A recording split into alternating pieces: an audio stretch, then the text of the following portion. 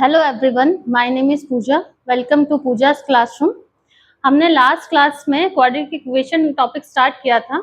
उसके अंदर हमने identification, classification of quadratic equation check किया था, इसका स्टैंडर्ड फॉर्म क्या होता है वो चेक किया था, और इसके रूट्स जीरोस के ऊपर हम डिस्कशन कर रहे थे। हमने यहाँ तक डिस्कशन कर लिया था कि नेचर ऑफ रूट्स कैसे रहेंगे, मतलब कि डी की वैल्यू क्या रहेगी इसके अंदर।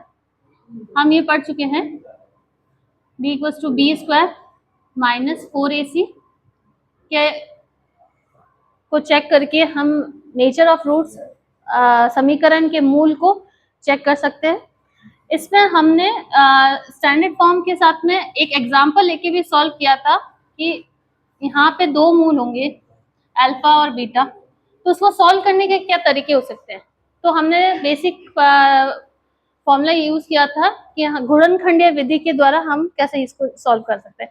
सेकंड मेथड आ रहा है इसमें ग्राफिक मेथड। सेकंड हमारे पास में है ग्राफिक मेथड। काफी बार एग्जाम्स में हम क्या देखते हैं कि इक्वेशन नहीं देके एक ग्राफ रिप्रेजेंट किया गया होता है और उससे रिलेटेड क्वेश्चंस पूछे जाते हैं। ठीक है, तो हम इसके अंदर क्या पढ़ सकते हैं कि भाई हमें पता है ये एक्स कोऑर्डिनेट है, ये वाई है, ये हमारे पास में 0 है। ठीक है,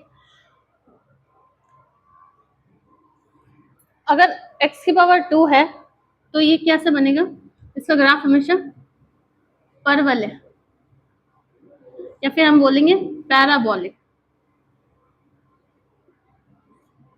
पैराबोलिक शेप, पैराबोलिक शेप क्या होता है, या फिर यू फॉर्म में ऐसे होगा या ऐसे होगा। जब भी पावर 2 की आए, घात 2 आए, तो उसके ग्राफ कैसे बनते हैं, इस तरह से। ऐसे बनने का रीजन क्या है, फॉर एग्जाम्पल यहाँ पे मैंने x की वैल्यू 1 दी है, तो 1 देने पे क्या आएगा, a plus b plus c equals to 0। ठीक है, अगर मैं x की वैल्यू -1 रखूं तो ये हो जाएगा a minus b plus c equals to 0। तो थोड़ा बहुत चेंजेस होता रहेगा, लेकिन सिमिलर पैराबोलिक नहीं, it's a form of parabolic. ठीक है, तो इसकी वैल्यू ये मैक्सिमम क्या होगा, एक पॉइंट होगा जहां तक ये मिनिमम वैल्यू चली जाएगी, उसके बाद इसकी वैल्यू वापस क्या होती है, इंक्रीज होती है। तो इस फॉर्म में, पैराबोलिक फॉर्म में, हमें द्विघात समीकरण के ग्राफ देखने को मिलेंगे। अब मैंने ये तो बता दिया कि वे पैराबोलिक दिखेंगे, बट अगर इसके पैराबोलिक ग्राफ से या परवलयिक ग्राफ से हमें पता करना पड़े कि ये द्विघात समीकरण है या नहीं, तो वो हम कैसे चेक करेंगे, उसके लिए हमारे पास सॉल्यूशन है। फॉर एग्जाम्पल ये ऐसा, तो एक एक्स एक्सिस को कितने पोर्शन में कट कर रहे हैं, 2 पोर्शन में।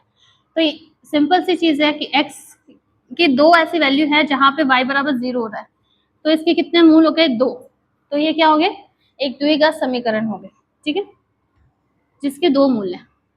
अब मैंने ऐसे लिख दिया, ये इसमें कितने वैल्यूज हो गई है, x की वैल्यू 1, ये 2, ये 3 और ये 4। तो ये 4 इसके मूल होंगे जिसको सेटिस्फाई करके कोई भी पॉलिनोमियल बन रहा है। तो इसके 4 मूल हैं। तो द्विघात समीकरण के लिए कितने मूल होते हैं, 2। तो ये द्विघात समीकरण का ग्राफ नहीं है। ठीक है, ये ऐसा हो गया। काफी बार होता है ये टच होके चला गया, यहाँ पे ये टच होके चला गया, तो इसका मतलब क्या है, ये एक ही है, इसकी वैल्यू एक ही है, इसका एक ही मूल है जिसके ऊपर ये द्विघात समीकरण क्या हो रही है, 0 है। लेकिन हमने पढ़ा तो था कि रेखीय समीकरण के कितने होते हैं, एक मूल होता है, और द्विघात समीकरण के कितने मूल होते हैं, 2। लेकिन इसके बाद में हमने इसके अंदर कंडीशन पढ़ी थी, जब d की वैल्यू 0 हो जाती है तो मूल क्या होते हैं, रियल एंड सेम। ठीक है, रियल भी होंगे और सेम भी होंगे। तो अगर जैसे मैं मान लिया x बराबर a है, तो इसका दोनों मूल क्या होंगे, a, a।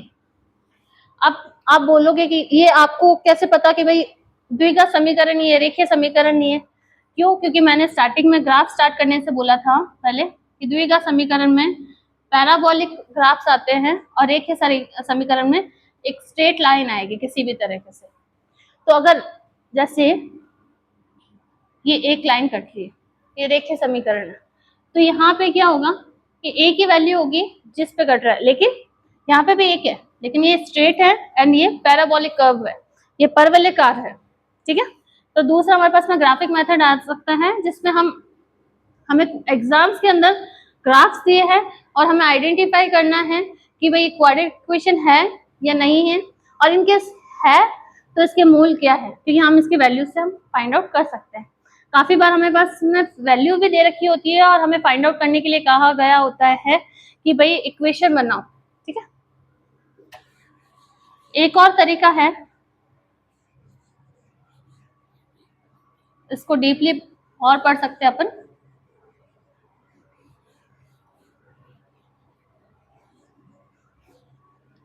फॉर एग्जाम्पल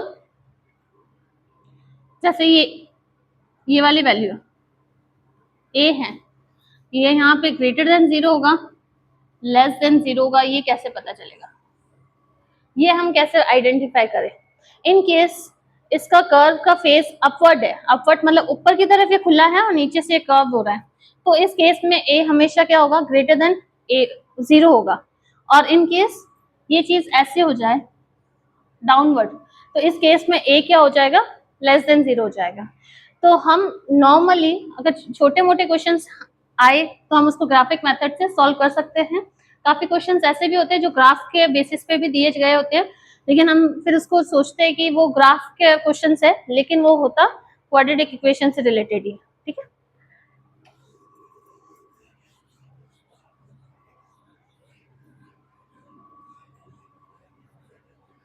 हम बेसिकली अभी क्या कर रहे हैं कि जो हमारे पास में बेसिक फॉर्मूलाज है या जो इंट्रोडक्शन पार्ट है वो कर रहे हैं।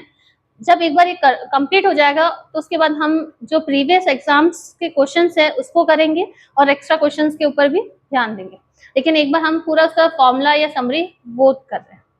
ठीक है, काफी बच्चों को प्रॉब्लम ये हो जाता है कि गुणनखंड विधि में गुणनखंड नहीं होता है, कभी कभी डिफिकल्ट आ जाता है, तो उसके लिए हमारे पास में क्या दे रखा होता है? एक फॉर्मूला दे रखा होता है जो बहुत इजीली क्वाड्रेटिक फॉर्मूला भी कहते हैं हम उसको।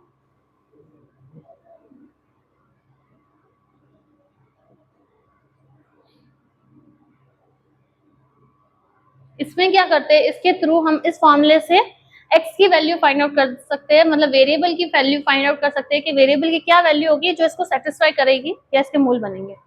उसके लिए हमारे पास में क्या आ जाएगा? x is equal to minus b plus minus root b square minus 4ac upon 2e। ये बहुत बेसिक फॉर्मूला है, जिस किसी भी स्टूडेंट्स को क्वाड्रेटिक फॉर्मूले इक्वेशन में गुणनखंड करने में दिक्कत होती है तो वो डायरेक्ट ये फॉर्मूला यूज कर सकते हैं। दिखने में डिफिकल्ट है बट इजी टू यूज है ये। इसमें क्या है कि माइनस बी, बी क्या है? Where b is coefficient of x, a is coefficient of x square and c is constant term.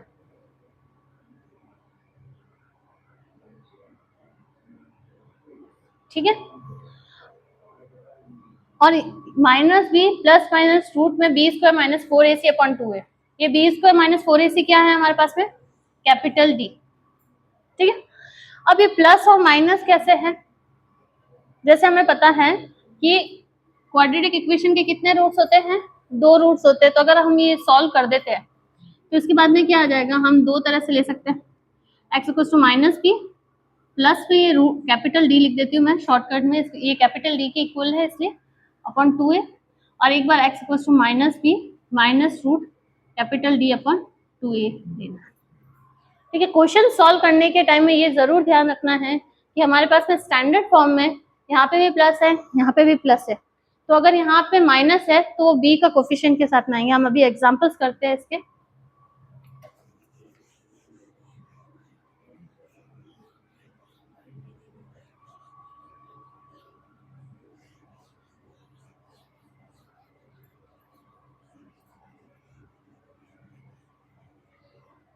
कोई भी एग्जांपल ले लेते हैं हम सिंपल सा इसका।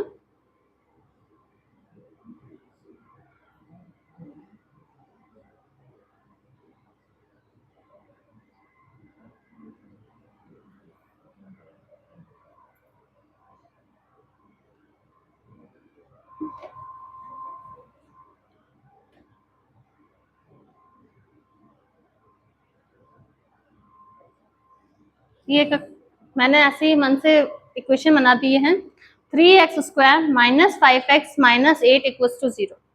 ठीक है, इसके लिए हमारे पास में दो मेथड है। सबसे इजी मेथड हमारे पास में गुणनखंडीय बिंदी है। उसके लिए क्या करना है, फर्स्ट टर्म ये है, सेकेंड टर्म क्या है, -8। हमें टर्म का कंपैरिजन करने के लिए ये जो हमारे पास में स्टैंडर्ड फॉर्म है इसके साथ कंपैरिजन करना है। यहाँ पे प्लस c है तो यहाँ पे प्लस तो है नहीं, तो ये 8 के साथ में माइनस है जिसको हमने इंक्लूड करना है। 3 8 24 माइनस का 24 x² आ गया। ठीक है, अब -5x को हमें स्प्लिट करना है, फैक्टराइज करना है कि ये सॉल्व हो। तो इसके लिए हम मैं क्या लिख सकती हूँ, -5x को क्या लिख सकते हैं अपन, simply -8x plus 3x, -8 plus 3 -5x होता है। और अगर इसका मल्टीप्लीकेशन करती हूँ मैं,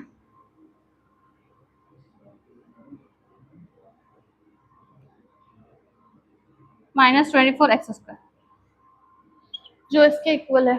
तो इसका एक फैक्टराइजेशन अगर हम करेंगे तो 3x² minus 3 plus 3x minus 8x minus 8 equals to 0। 3 common ले लिया हमने, 3x, x प्लस 1 यहाँ रहा, यहाँ -8 कॉमन ले लिया, ये x प्लस 1 रहा, ये इक्वल टू 0। x प्लस 1 यहाँ पे आ गया कॉमन इन दोनों के अंदर से। फिर हमारे पास में remaining 3x minus 8 is equal to 0। तो x की प्लस 1 इक्वल टू 0 हम करेंगे तो x की वैल्यू -1 आ जाएगी। और यहाँ पे हम करेंगे 3x minus 8 equal to 0, 3x equal to -8 का इधर आके +8 हो जाएगा और x की वैल्यू आ गई 8/3। 1√8/3, 1√-1 आ गया। ये तो हमारे पास में जो हम फैक्टराइजेशन मेथड पढ़ रहे हैं उसके थ्रू आया। अभी हमने ये सोच रहे थे कि अगर हमें से एग्जाम प्रेशर होता है तो हम फैक्टराइज नहीं कर पा रहे उस वक्त, तो हम बेसिकली सिंपल सा मेथड 2 सेकंड अगर हम खुद करते हैं तो क्या यूज कर सकते हैं, क्वाड्रेटिक फॉर्मूला। क्वाड्रेटिक फॉर्मूला क्या है, x equals to -b plus minus root में b² माइनस 4ac/2। ये हमने लिखा था अभी क्वाड्रेटिक फॉर्मूला। ये मैंने इक्वेशन लिखने का ये रीजन था कि हम समझ सके कि भैया a b और c का कंपैरिजन कैसे कर सकते हैं। इस फॉर्म से करेंगे। ये x² के पास में क्या है, a है, तो x² के पास में क्या है 3, तो a बराबर कितना है 3 है। यहाँ x के पास में b है या x के पास में -5 है, यहाँ पे प्लस था इसलिए हम यहाँ पे जो भी सिंबल है वो साथ में लेके लिखेंगे। तो ये -5 हो गया, b की वैल्यू कितनी हो गई है -5, c की वैल्यू यहाँ पे कितनी है -8 है। अब इन इक्वेशंस को हम इस क्वाड्रेटिक फॉर्मूले में पुटअप कर देंगे। b कितना है हमारे पास में -5 प्लस माइनस रूट में b² मतलब -5 का square -4a and c upon 2a। a कितना है 3। ठीक है, ये x इक्वल्स टू हमें पता है माइनस माइनस प्लस हो जाएगा, प्लस का 5 प्लस माइनस रूट में 5 5 25। माइनस के ऊपर जब इवन पावर है तो माइनस पॉजिटिव हो जाएगा और माइनस के ऊपर जब ऑड पावर है तो वो नेगेटिव रहेगा। तो यहाँ पे इवन पावर है, 2 इज इवन नंबर, तो 5 5 25 प्लस का 25, 4 3 12, 12 8 ये माइनस और ये माइनस मिलके क्या हो गया हमारे पास में यहाँ पे प्लस, 2 3 6। ठीक है,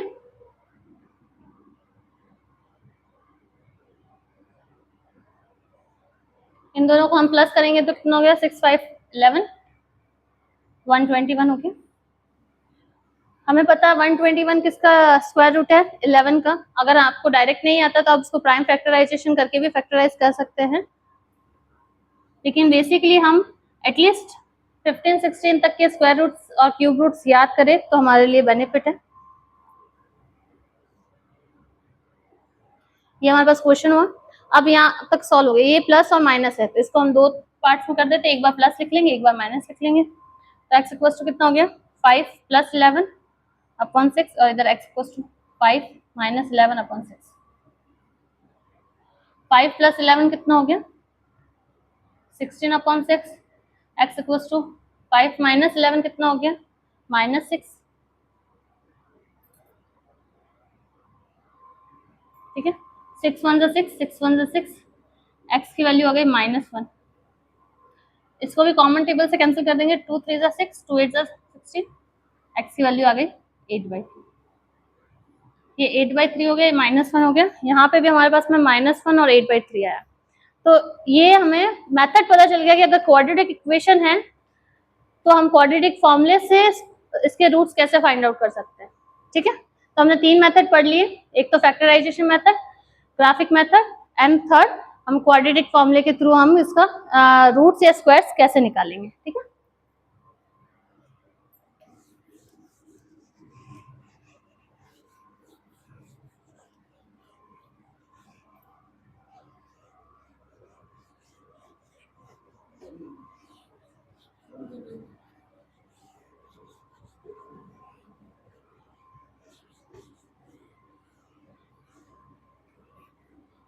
अब यहाँ पे हमने क्लासिफिकेशन पढ़ लिया है, रूट्स पढ़ लिए हैं। अब इसके आगे हमारे पास में एडवांस क्वेश्चंस आने लगे हैं आजकल एग्जाम्स में। वो क्या है कि अल्फा और बीटा दे रखा है, मतलब किसी भी द्विघात समीकरण के हमें मूल दे रखे हैं। अब हमें क्वेश्चन पूछा है कि वो मूल के का मल्टीप्लाई बाय 4 या +2 हो तो हमारे पास एक नया इक्वेशन हमें फॉर्म करना है, वो हम कैसे करेंगे। ठीक है, तो उसके लिए हमारे पास में ax² + bx + c = 0 दे रखा है। ठीक है, हमारे पास में दो मूल है जिसको हम रिप्रेजेंट कर रहे हैं हम अल्फा और बीटा से। ठीक है, तो अल्फा और बीटा क्या है, जीरोस है, इसका समीकरण के मूल हैं। तो अल्फा प्लस बीटा किसके बराबर होगा minus coefficient of x upon coefficient of x square. ठीक है, कोफिशिएंट ऑफ एक्स क्या है b है, तो -b/a। जो शॉर्टकट में हम बहुत बार पढ़ते हैं कि मूलों का योग या सम ऑफ जीरोस किसके इक्वल है -b/a, where b is a coefficient of x and a is a coefficient of x square. ठीक है, multiple of roots, multiple of zeros या मूलों का गुणनफल किसे कहते हैं, कैसे फाइंड आउट कर सकते हैं हम, कांस्टेंट टर्म। हमें बेसिकली ये चीज याद रखनी है क्योंकि हमारे पास में जरूरी तो नहीं कि ये इक्वेशन आए और आजकल बिल्कुल भी जरूरी नहीं है क्योंकि एडवांस बहुत हो रहा है एग्जाम सारे। तो अगर यहाँ पे भाई एक्स के साथ में मैंने डी लिख दिया, ई लिख दिया, एफ लिख दिया, तो आप कंफ्यूज ना हो कि यहाँ वहां पे -b/a क्या होगा। इनकेस मैं ऐसे भी तो लिख सकती हूँ bx² + ax + c = 0। तो उस वक्त यहाँ पे ये वाला फॉर्मूला यूज नहीं आएगा। हमें ये ध्यान रखना है कि minus coefficient of x upon coefficient of x square होना चाहिए। तो अल्फा इंटू बीटा क्या है, constant term upon coefficient of x square. ये हुआ कि नहीं हुआ, ये c हो गया कांस्टेंट टर्म और यहाँ पे coefficient of x square a। तो मूलों का योग -b/a है और मूलों का गुणनफल क्या है c/a है। हमें काफी बार अल्फा माइनस बीटा की वैल्यू भी फाइंड आउट करने के लिए बोलते हैं कि भाई अल्फा माइनस बीटा क्या है, क्योंकि अगर एक मूल दे रखा है दूसरा मूल ज्ञात करना है तो हमें लीनियर इक्वेशन बना के भी सॉल्व करना पड़ेगा, या हमें दो मूल दे रखे हैं उससे नया इक्वेशन फॉर्म करना है। तो ये तीन चीजें हमें याद करनी है। ज्यादा हम मेमोराइज नहीं करेंगे, ज्यादा हम रटा नहीं मारेंगे, जो चीज बेसिकली हमें कंसेप्चुअली आनी चाहिए वो हम देख रहे हैं। यहाँ पे क्या है, इसके लिए क्या है, माइनस का रूट में अल्फा प्लस बीटा का होल स्क्वायर -4 अल्फा बीटा। ये हमें याद करना है। अल्फा माइनस बीटा हमें फाइंड आउट करना है, तो रूट में अल्फा प्लस बीटा का whole square minus 4 alpha beta. ये हमने क्यों लिखा, इसको हम सॉल्व करके देखेंगे तो हमें पता चल जाएगा कि ये हमने क्यों लिखा। जैसे अल्फा प्लस बीटा का होल स्क्वायर लिखा है हमने और साथ में लिखा है माइनस 4 अल्फा बीटा, ऊपर स्क्वायर रूट लिखा है तो वो हम बाद में चेक कर लेंगे। अल्फा प्लस बीटा का होल स्क्वायर क्या है, ए प्लस बी का होल स्क्वायर हमें पता है, a square plus 2ab plus b square minus 4 alpha beta. Plus 2 minus 4 कितना होता है, माइनस 2। प्लस माइनस माइनस, जो नंबर बड़ा है उसका सिंबल हमारा हमेशा साथ में आता है। तो alpha square plus 2 minus 4 minus 2 होगा, तो minus 2 alpha beta plus beta square. तो ये क्या बन रहा है, a square minus 2ab plus b square. तो ये हो गया अल्फा माइनस बीटा का होल स्क्वायर। अब यहाँ पे स्क्वायर रूट लिखा हुआ था, तो अगर हम स्क्वायर रूट यहाँ पे भी कंटिन्यू करते हैं तो हमें पता है स्क्वायर रूट से स्क्वायर कैंसिल हो जाएगा, तो ये अल्फा और बीटा का वैल्यू निकल जाएगा। ये हम ऐसा क्यों लिख रहे हैं, क्योंकि हमें बेसिकली इक्वेशन को देख के हम सबसे पहले अल्फा प्लस बीटा और अल्फा इंटू बीटा को फाइंड आउट कर सकते हैं। तो हमारे पास में एक अल्फा प्लस बीटा आ गया, एक अल्फा इंटू बीटा आ गया और एक अल्फा माइनस बीटा का होल स्क्वायर आ जाएगा। अल्फा माइनस बीटा हो जाएगा होल स्क्वायर, अगर रखते हैं तो यहाँ पे स्क्वायर रूट नहीं लिखना है, नहीं तो स्क्वायर रूट लिखना है। ठीक है, अब इसके बेसिस पे हम एक क्वेश्चन करेंगे जो हमारे पास में एग्जाम्स में भी रिपीट होता है।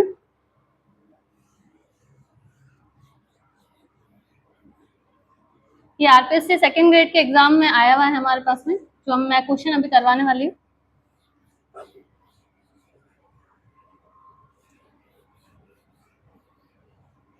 उसमें दे रखा था question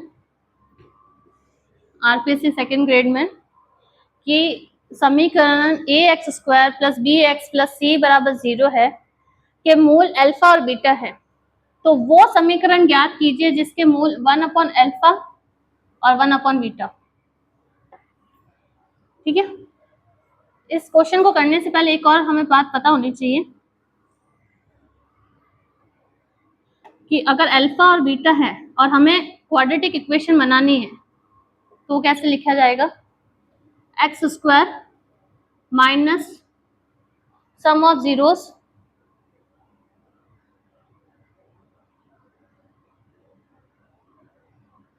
into x plus multiplication of zeros equals to 0। ये फॉर्म हमें पता होना चाहिए, मतलब एक्स स्क्वायर माइनस मूलों का योग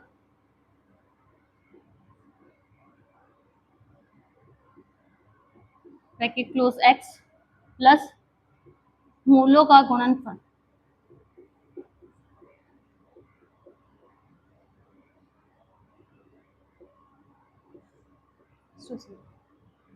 ये बात हमें याद होनी चाहिए।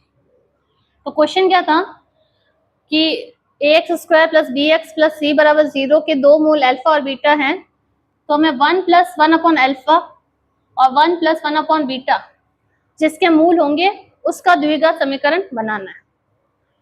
तो इससे हमें क्या पता चल रहा है भाई, अल्फा और बीटा की वैल्यू कितनी हो गई, अल्फा इंटू बीटा सी अपॉन ए, और अल्फा प्लस बीटा कितना हो जाएगा, माइनस बी अपॉन ए। ठीक है, ये तो इसके मूल है। हमें क्या दे रखा है, कौन से मूल है इसके, 1 प्लस 1 अपॉन अल्फा और 1 plus 1 upon beta.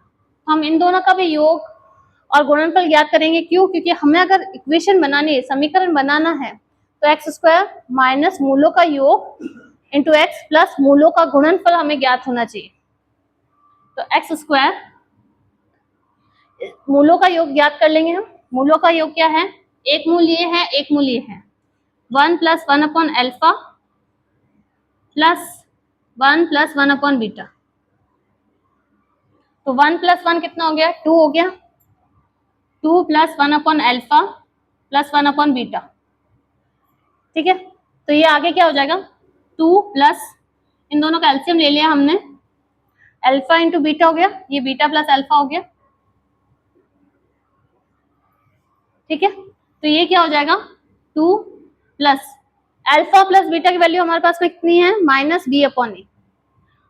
Minus b upon ए, और अल्फा बीटा कितना है, सी अपॉन ए। तो हमारे पास में ये क्या वैल्यू हो गई, 2, ये ए से ए कैंसिल हो जाएगा, माइनस प्लस माइनस माइनस हो जाएगा, बी अपॉन सी। ये हमारे पास में क्या आ जाएगा, मूलों का योग। ये आ गया मूलों का योग, ठीक है। मूलों का योग यहाँ पे हम लिख सकते हैं। अब मूलों का गुणनफल भी ज्ञात करना पड़ेगा हमें। मूलों का गुणनफल क्या हो जाएगा, 1 plus 1 upon alpha, 1 plus 1 upon beta. इसको मल्टीप्लाई करें तो 1 plus 1 1 plus 1 upon beta plus 1 upon alpha plus 1 upon alpha beta. ये हो गया हमारे पास में।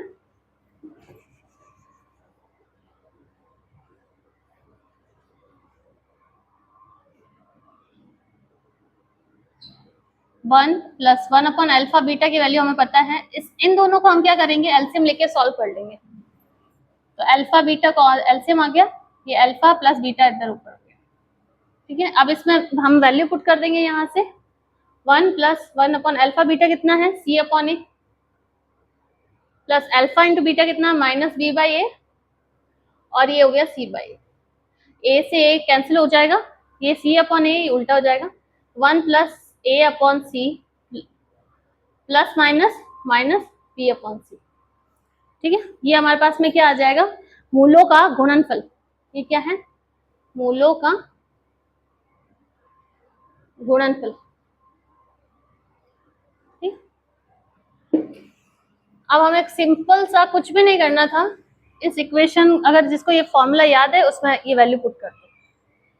तो एक्स स्क्वायर माइनस मूलों का योग कितना आया हमारे पास में, मूलों का योग आया 2 माइनस बी अपॉन सी, 2 माइनस बी अपॉन सी इंटू एक्स प्लस मूलों का गुणनफल क्या आ गया हमारे पास में, 1 प्लस ए, ये चाहो तो आप इसको एक और स्टेप कर दो, प्लस सी कॉमन ले लेना एलसीएम में, कॉमन तो क्या एलसीएम ले लेना, इसको इस तरह से लिख सकते हैं, ए माइनस बी अपॉन सी 0। अब इसको हमारे पास में मल्टीपल चॉइस क्वेश्चन है ए बी सी डी, उसमें हमें कंपैरिजन करके देख लेना है कि भाई इसका कौन सा आंसर होगा। तो सिंपल सा है कि भाई यहाँ पे भी सी है, यहाँ पे भी सी है, तो हमें एलसीएम आ जाएगा सी। अगर एलसीएम सी आता है तो ये कितना हो जाएगा, c x square minus 2c minus b x plus ये हो जाएगा c plus a minus b equals to 0। यहाँ पे सी डिनोमिनेटर में है, वहां जाके मल्टीप्लाई बाय 0 हो जाएगा, तो ये जब 0 में चला जाएगा तो ये हमारे पास में इक्वेशन आ जाएगी।